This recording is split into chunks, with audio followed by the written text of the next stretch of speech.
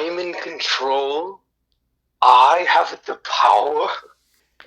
Okay.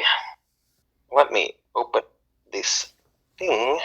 So many of our favorites to watch. Oh, look, now they're being bashed. I guess that's what we should expect on the Bullied Nostalgia podcast. Well, hello, everybody. Welcome to the Bullied Nostalgia podcast. I'm joined with my co-hosts, Timothy Nesbitt. Hello. Jonathan Nesbitt. That's John in Flatulence. Oh my goodness. Oh, this is going to be a rough one, isn't it, folks? That's hilarious. And Kylan, of course. Hello. And I am Chance. Folks, we are gathered here today to make fun of bad movies and hurt each other's feelings, as we always do.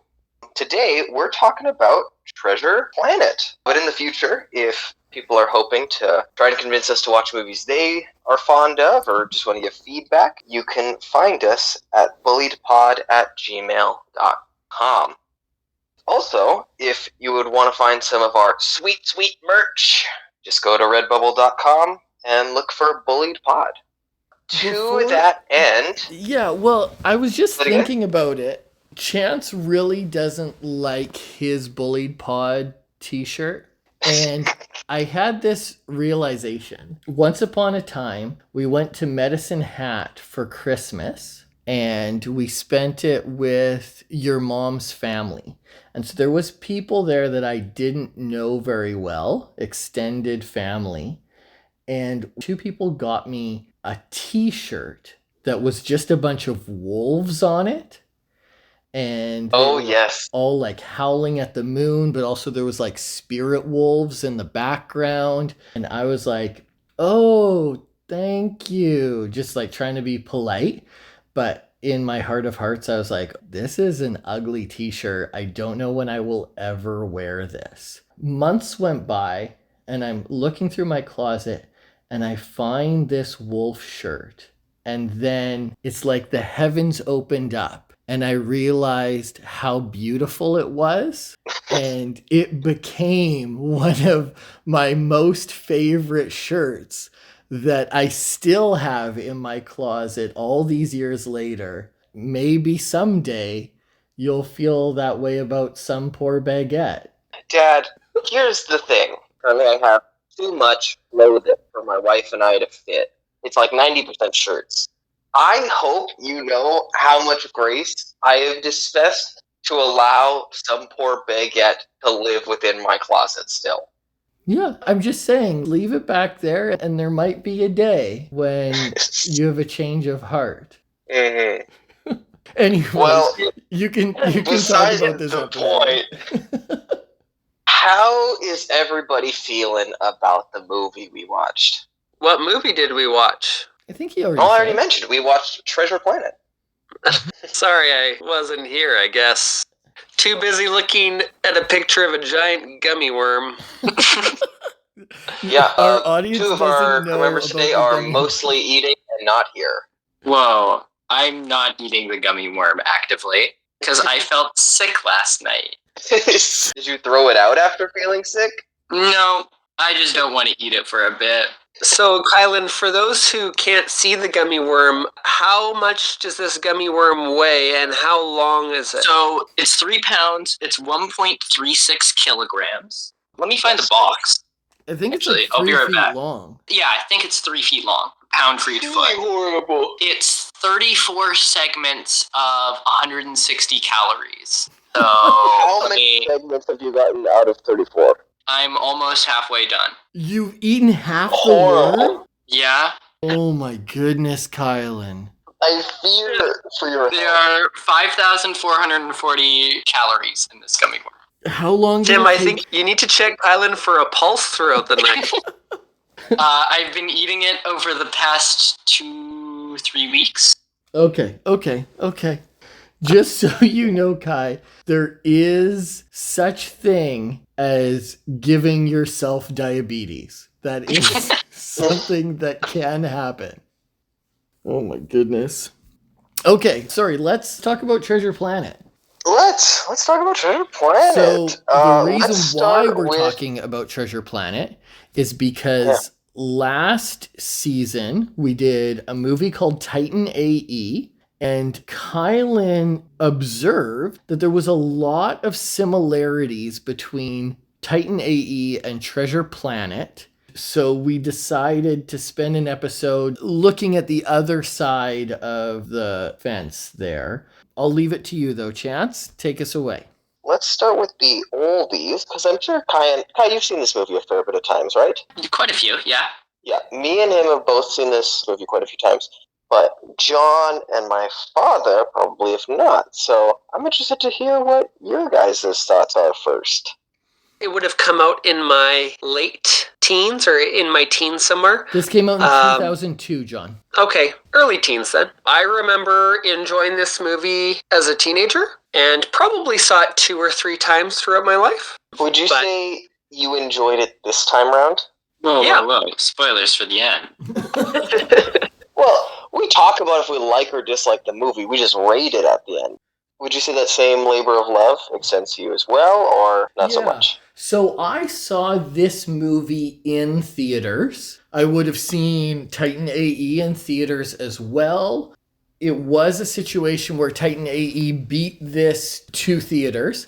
And so I had already seen Titan AE by the time I had seen this one. I don't think that I was directly comparing them like we are now, but it was just another space movie about trying to find some special hidden treasure with an angsty teenage character. In theaters, when I saw these movies, I really liked Titan AE. I did not like this movie. The artwork in this movie is beautiful. This is a gorgeous movie some of the time. We can get into that later. Yeah. But there's a couple deal breakers that I have with this movie. Some of them we know already going into this show, and some of them I'll talk a little bit about later. But I would say I did enjoy this movie. And for the end of the episode review, I probably like this more than I like Titan AE. It does most things better than Titan AE does. It has to self-sabotage, so there's some things in it that I absolutely cannot stand. But the overall movie is a better movie than Titan AE. I want to remind everyone, the reason we were talking about this movie in the first place is I made the blanket statement that I thought this was a better movie than Titan AE, and no one agreed with me. And now here we are. Revel in it. Waiting for somebody to I am. I'm soaking it in. And I'm the host, so we don't move on till I'm finished soaking it in. We're just going to stay right here the whole episode. I didn't say that Titan AE was the better movie. I also didn't say Titan AE was better, so the I told you so really just is directed towards your dad. Yeah. I can live with that. Okay, so are you okay if I give a couple quick facts? Should we know what the movie is or what it's about? Oh, Like, we don't know. Who wants... Yeah. Kylan, you've seen this movie enough times. Do you think you have an intimate enough knowledge of it? Okay. Yeah, sure. This movie is about an angsty teenager who is living off in a space planet with his mother. He is constantly getting into trouble and winding up in the police's hands for whatever reason. He just wants to get off the planet, go explore. A pirate crashes and gives him a map that leads to infinite fortune. And this shakes up his whole life as he now has to go across the galaxy to save his mother's inn, give himself a life, and find reason for a living. He's met with a crew of terrifying pirates and a big cyborg with a soft spot, as well as a dog guy and a cat girl. Well, the dog guy he knew before he got on the ship. I think he's just a family friend. Yeah. Is that a good explanation? Is there anything I'm missing? My version of it would have been something like an orphaned, angsty teenager has the only map to... That's right, to something very special, and he's befriended by someone who has ties to it from its past, who becomes a father figure and then betrays him. That's right. Yeah, I would have been just vague enough that you couldn't tell whether we were talking about And Titan they AE or also Central fly Planet. through space as angsty music plays in the background. But this time it's Goo Goo Dolls. It is better. It's a better song. Yeah, so this is just Treasure Island in space. As I mentioned, this movie came out in 2002. It had a budget, including marketing, of $180 million, but the box office was only $101 million, making this at the time Disney's biggest flop of all time. So Disney was already in the downward spiral, and this was kind of the penultimate That's right. knife. That's right. This was the last movie where they went all in on 2D animation. After this, they started jumping on the boat of 3D computer graphics, what Pixar was doing, what DreamWorks was doing, all of those types of things. This and Titan AE were both massive flops. They were both a merging of 2D and 3D animation that would essentially shift the whole animation genre away from this type of thing. And it would be decades before people would start going back to 2D animation as an option. The stories are so similar here, you guys. I don't know if you remember, but Titan AE took 7 years to make. This movie took 10 years to make.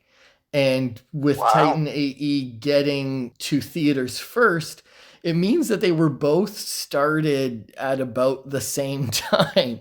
It's so funny that Kai identified that they were similar last year, because that's just the tip of the iceberg. Their stories are so similar, not just what you see on screen, but also how they got to screen. Is this a Newt Rio type situation? It's a good question. Is this because of someone else's inspiration? It's kind of hard to say. For listeners at home, the story goes that Pixar for a long time was hinting at towards a movie called Newt, which is about two endangered newts who are forced to have a relationship together to restart the newt community and revitalize their extinct species. If that sounds familiar to you, that's because Rio, made by Blue Sky, someone was fired from Pixar, stole the idea, ran to Blue Sky with it. They made the movie first, and so Pixar had to scrap the whole idea. And I mean, that was literally all of DreamWorks' initial slate of movies too, right? A Disney exec was fired who was privy to Pixar's slate of movies. And so they put out Ants to compete with A Bug's Life, and they put out A Shark Tale to compete with Finding Nemo. Sometimes they're direct ripoffs. And obviously, Treasure Planet was in development for so long that it very easily could have leaked. Originally, this movie was called Treasure Planet in Space. And Rad. it was the third rendition of this story. John Muskett and Ron Clements pitched the film several times, even as early as 1985, but Disney execs just kept pushing them off. They said, well, you know, make something else first and prove yourself. And so these two guys made The Great Mouse Detective, Little Mermaid, Nice. Aladdin, Really? Hercules, and then finally they were given the green light to do their passion project. So if you're wondering, did the idea for this movie happen before Titan AE? Oh, absolutely. They wanted to make this movie when I was born. But Disney execs wouldn't fund it until they had brought in millions and millions of dollars. okay, fine, we'll greenlight your movie. And then ironically, it took them 10 years to make and was a massive financial flop that crippled the Disney traditional animation studio. So you just sometimes can't win. Yeah, it's definitely a pretty brutal financial story, but I wouldn't say the movie itself is to blame for that failure. Because I think I've seen most Disney movies. Treasure Planet is not. It's definitely in the top 50%. Yeah, it was interesting. Treasure Planet's one of those movies where I forget that it's a Disney movie. So I looked into it a little bit because there was other movies made around that time that almost have the same place in my mind, like Emperor's New Groove or Atlantis. And I guess Disney had different eras. We often talk about the late 80s to 90s era being the Renaissance. Mm-hmm. But from 1999 to 2008, they consider it the experimental era, which is where they're using more 3D graphics. They're moving away from Broadway musical influences. The experimental era includes Fantasia 2000, Dinosaur, Emperor's New Groove, Atlantis, Lilo and Stitch, Treasure Planet, Brother Bear, Home on the Range, Chicken Little, Meet the Robinses, and Bolt. Yeah, I would say that half of those most people regard as cult classics of the Disney. Home on the Range? I said half. We're not talking about all of these. Dinosaurs? Let me. Emperor's New Groove, Lilo and Stitch, Atlantis. I would say nowadays, most people would look on those movies very favorably. So when you say, Chance, that you think that this is in the top half of Disney movies, I would say that it is in the top half for that generation of movies, but there's some not great movies on that list, whereas they were coming out of a decade where they were swinging for the fences. I still don't love this movie, but I think it does more good than bad. Like this movie sits around like maybe a 65-70% for me.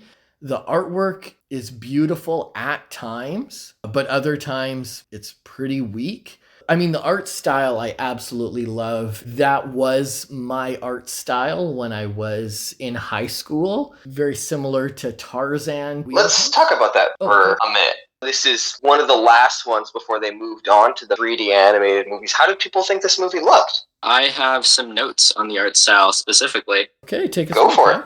The mixed animation they have here between 2D and 3D is really good. You have characters that have robot arms or limbs that they didn't animate in 2D. They had to animate those characters twice. They had to animate the character in 2D and then reanimate that in 3D. Yeah. Long John Silver, one of the main characters, is a 2D animated character, but he's a cyborg, and all of his cybernetic parts are animated via computer graphics. Everything I say about this movie, about inconsistent art, is not speaking to Long John Silver. Long John Silver is incredible. He is so well animated the whole way through, just a work of art in himself. The seamless integration between two art styles is just wild. You can tell who this movie loves by how much care and love is put into their animation, and it totally shows with both Jim and Long John Silver. There's a scene where Jim is standing next to a robot. What's his name? Ben? Ben. There's a scene where they're walking through the forest. Jim is entirely 2D animation, and Ben is entirely CG. The two of them look so good together. Speaking of Ben is only in the last third of the movie, maybe even the last quarter. I don't know the exact timestamp, but he is unbearable. Yeah. We joke about Mr. Snuff. For context, listeners, Mr. Snuff is a slug guy who only speaks in farts, but he's a throwaway gag of a character. Not a good gag, but yes. Ben comes back every scene for the rest of the movie. Hold on. I don't want everyone to think that there's consensus. I love the farting character. No, that is not true. You love when other people don't like things. You Oh. know that I don't like a creature that speaks in fart sounds, and so you're just reveling in that. Actually, Dad, he speaks in flatula. Was anyone else trying to keep an eye out for him in the final scene? We find out that all the pirates on the ship, except for the captain and her first mate, are bad guys. So that would include Mr. Snuff. But we don't see if he dies or what happens. Maybe he's the one who gets the treasure in the end.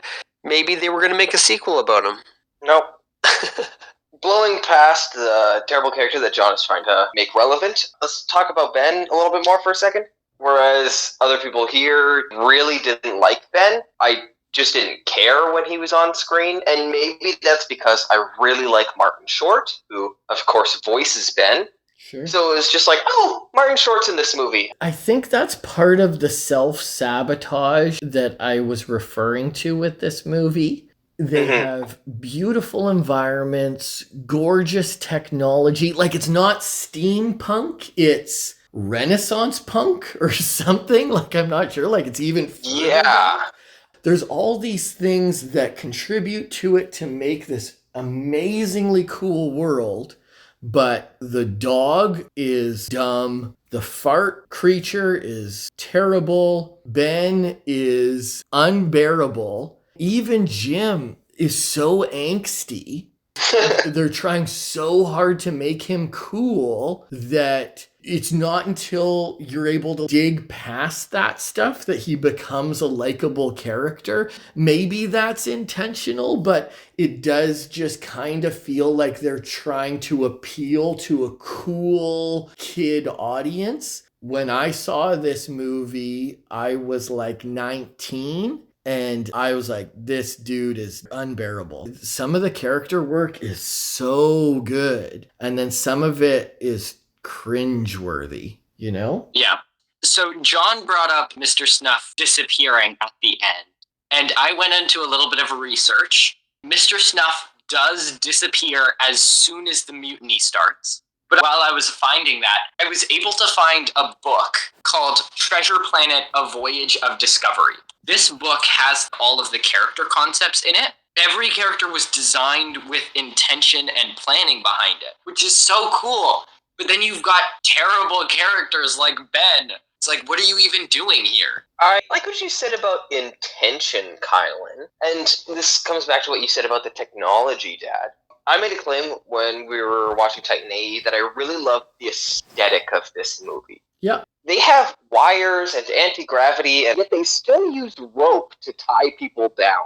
And not for a second did I find that weird when I was watching the movie. Kind of just accept the things that are happening. Like, they have the big tubes that they would have in pirate ships that allow you to talk with other people around. Okay, so let's speak to those inconsistencies. Because I do agree with Chance that most of them, with simple suspension of disbelief, are enjoyable. I do have one that bugs me, though, and this kind of ties into Kai eating 1.5 pounds of gummy worm.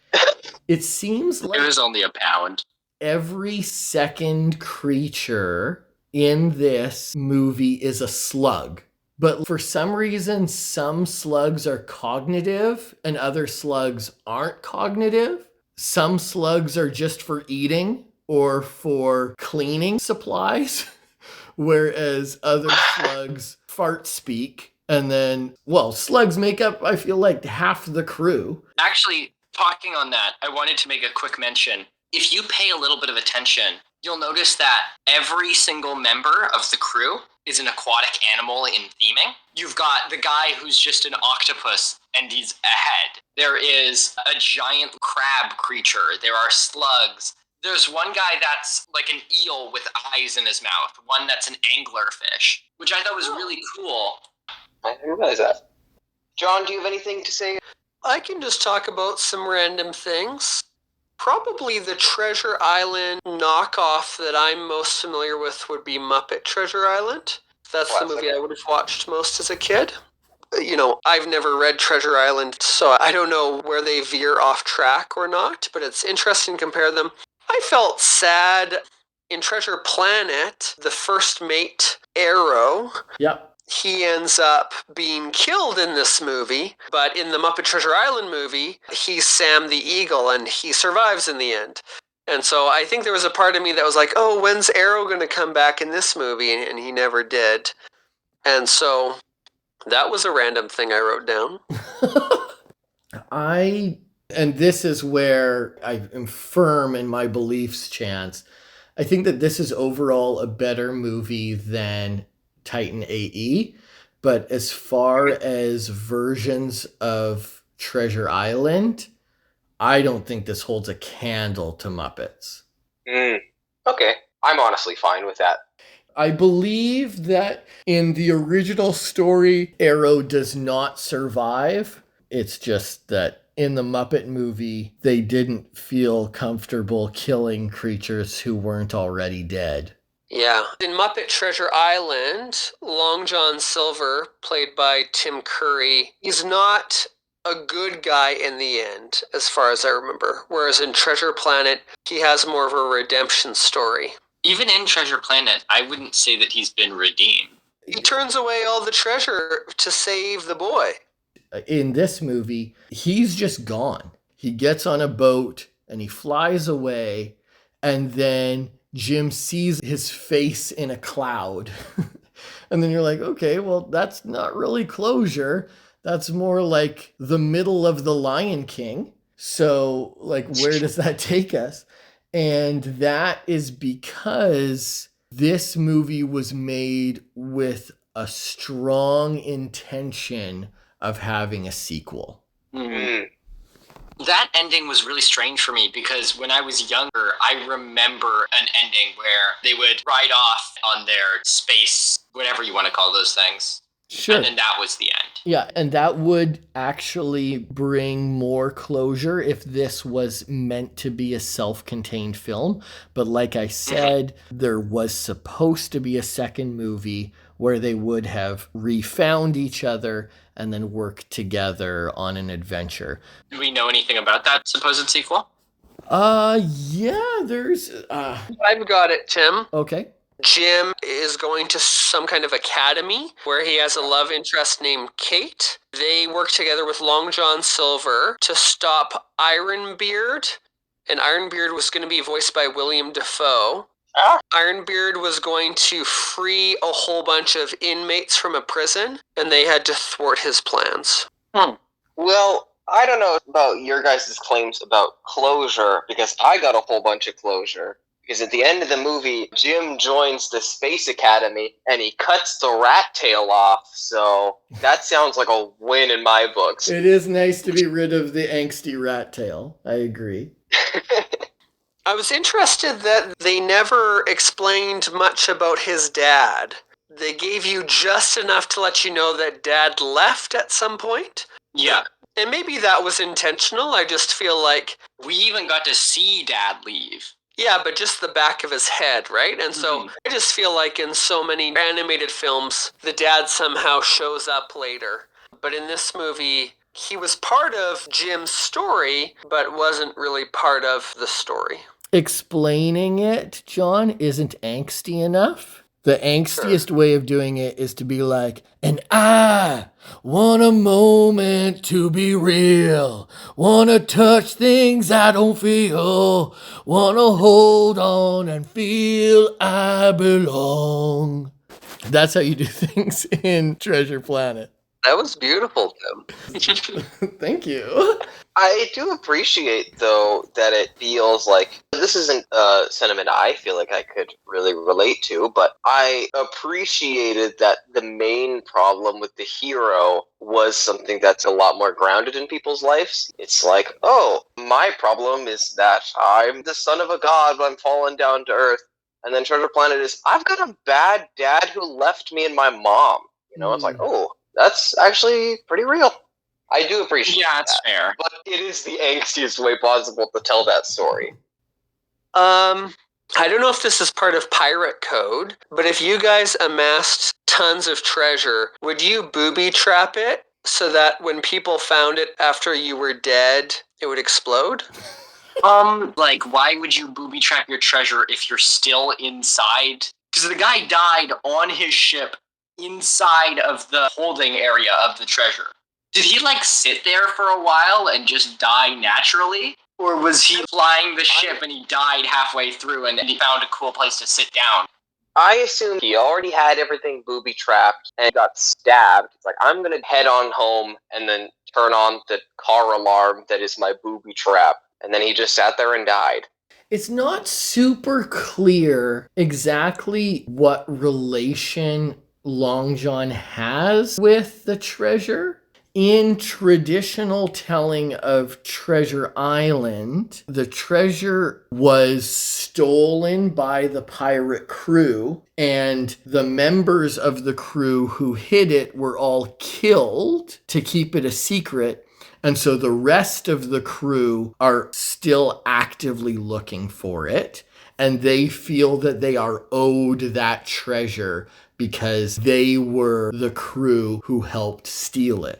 But that doesn't really appear to be true in this case. I feel like they're just adventurers, scavengers who are trying to get rich, and they've traded their lives for that. Even the big lizard turtle boy who dies giving Jim the map, they're all, in the original telling, members of this crew, but it just kind of seems like maybe he was an enemy of theirs who had the map. Does anyone have any thoughts on this? It just kind of feels like these are separate entities in this telling. I agree. I don't believe Silver is in any way related to the crew. It does seem like he's just a guy who's been a pirate searching after this treasure for a while. And I think that's also something to be said about his age. Ben's been on the planet for a long time. The pirate they were searching for had time to turn into a skeleton. But as for the turtle pirate, this could be a guy who actually knew the big bad pirate they're looking for. And that it's just, hey, we learned there's a guy who has a treasure map. Let's go kill him so we can take the treasure for ourselves. Sure. Especially considering the turtle is so old when the movie starts. He wasn't that old. He had to walk like 5 kilometers from his crashed ship to get to the tavern. The ship crashes outside, and Jim like runs out. And then when he goes to help the turtle to the tavern, the camera angle changes and the tavern's so far away. It's like a 5K hike for them to get inside. Well, no, because Jim was on the roof of the building, and then he slid down and he was right at the ship. Yep. I don't know, it's weird. Except when you're going back up that hill. I climbed up that hill both ways. That's why his dad leaves when he's a kid. Because it takes him like I'm not 20 minutes staying to in this walk liminal there. space anymore. It's obviously cursed. Yeah, I don't know if this criticism would apply to most movies, but I just noticed there were things that were taking place that it felt like they weren't really contributing to the plot and just padding runtime. The cat captain and the dog scientist, they don't really add anything to the plot. They mostly just get injured and captured and aren't present for a lot of important plot points. And then another one is the main character grabs the map to the treasure, goes down to the island, gets in this confrontation with Long John Silver, blah, blah, blah.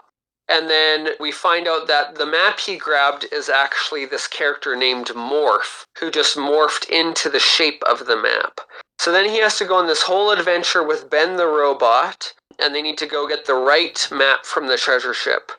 And that's a fine scene, but it just feels, again, like padding runtime. Like, oh, what if he didn't actually have the right map and he had to go back to the ship and have all these shenanigans? Is murder a shenanigan, John?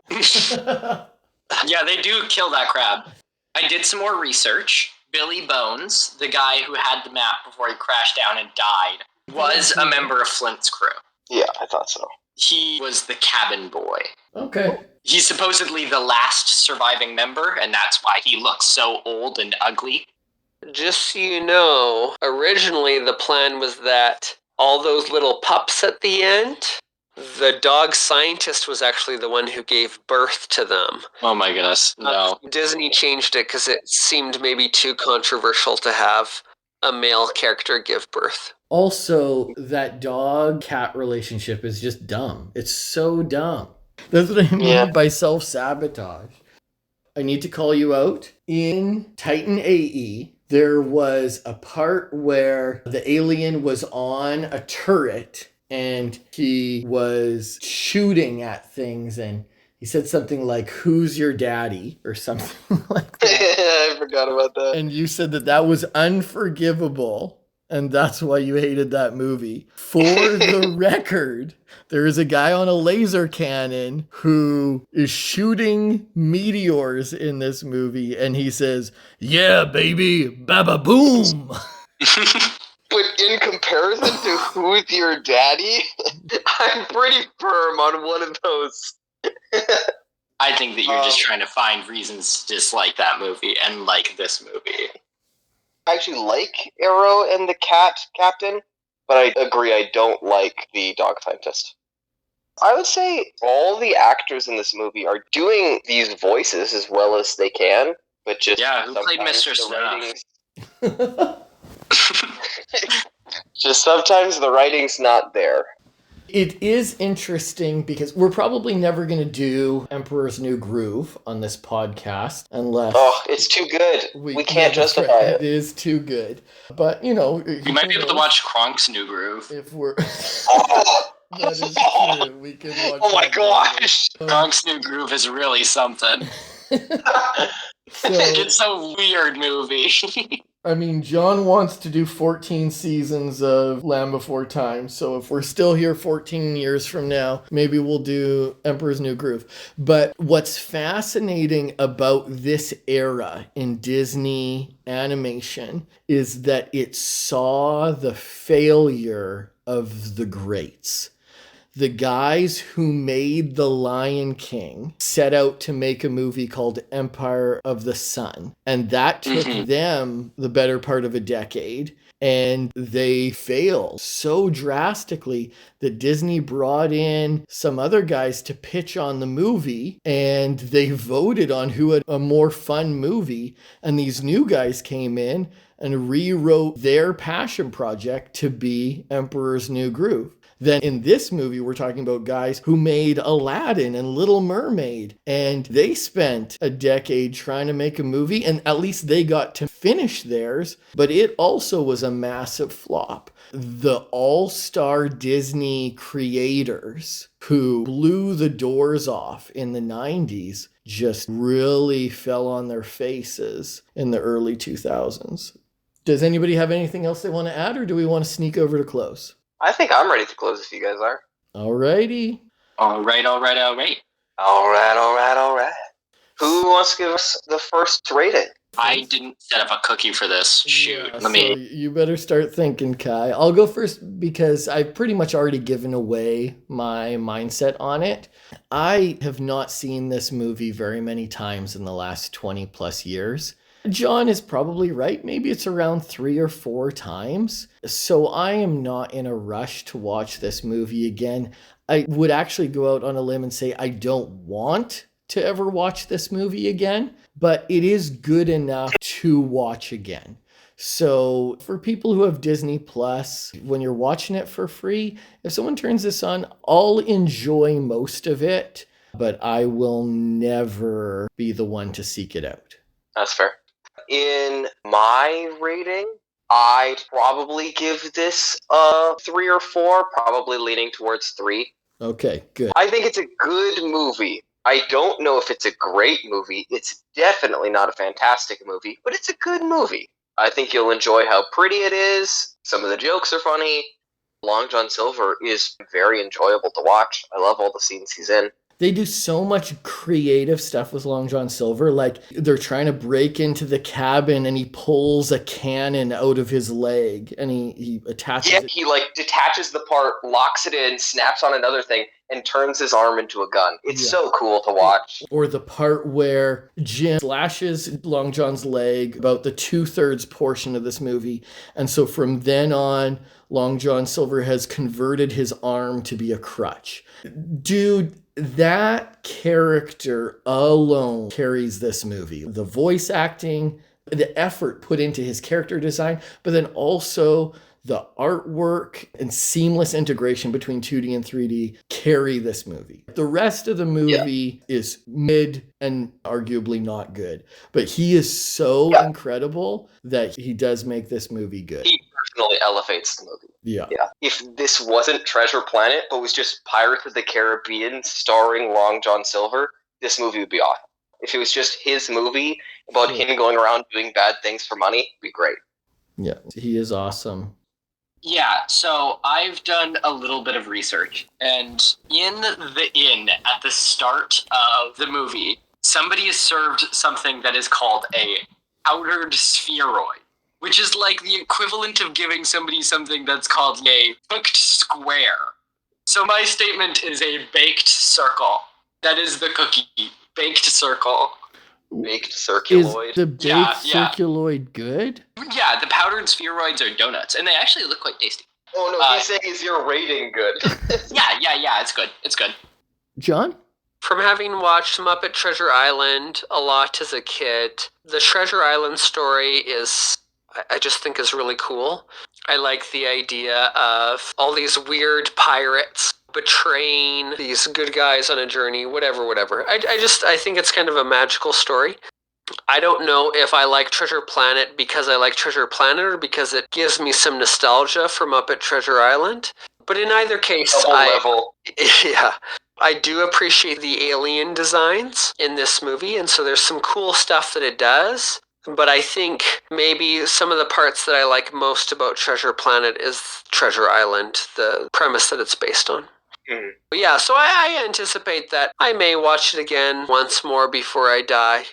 I just remembered the number one pointer on my list that I forgot to talk about. In the movie, at the very start, there's a crescent moon that hangs in the sky. But then when they say, oh, we need to go get a ship, they start flying to the moon, and it's actually a crescent-shaped spaceport, not an actual moon. And that's so cool. It is an awesome reveal. The world is so awesome in this movie. I just love it so much. Yeah, unless anybody has any final remarks, any Hail Beethovens, that kind of deal. Praise Beethoven? I got it first. Hail Beethoven? I don't remember what it's called. Wait, no, isn't it my joke? Kevin isn't it more than you don't even know your own joke. My bit. Yeah, so our next episode, for people who are keeners and want to study up before we get there, is the late 90s Transformers TV show based on the Beast Wars toy line, Beasties. And it sounds like we're going to have John's friend Josh on the podcast as our Transformers expert. So he's already selected some episodes for us to peruse. Yeah. And I believe, was it on YouTube that people can watch Beast Wars or Beasties, Tim? He did say that Tubi does have Reboot, which was made by the same company. So I have a sneaking suspicion you can also catch them there. Well, with that in mind, folks, we hope to catch you next time. Yeah. But till then... When I look wake out up for in weirdos. the morning... Oh. Yeah, look out for weirdos is better. I was going to say, when I wake up in the morning, eggs. When I wake up in the morning, the first thing I do, eggs. What's the bit from this movie? Is it like By Thunder or something like that? Mr. Stuff. By Thunder. You won't see a single piece of my treasure by thunder. You won't see a single piece of my eggs.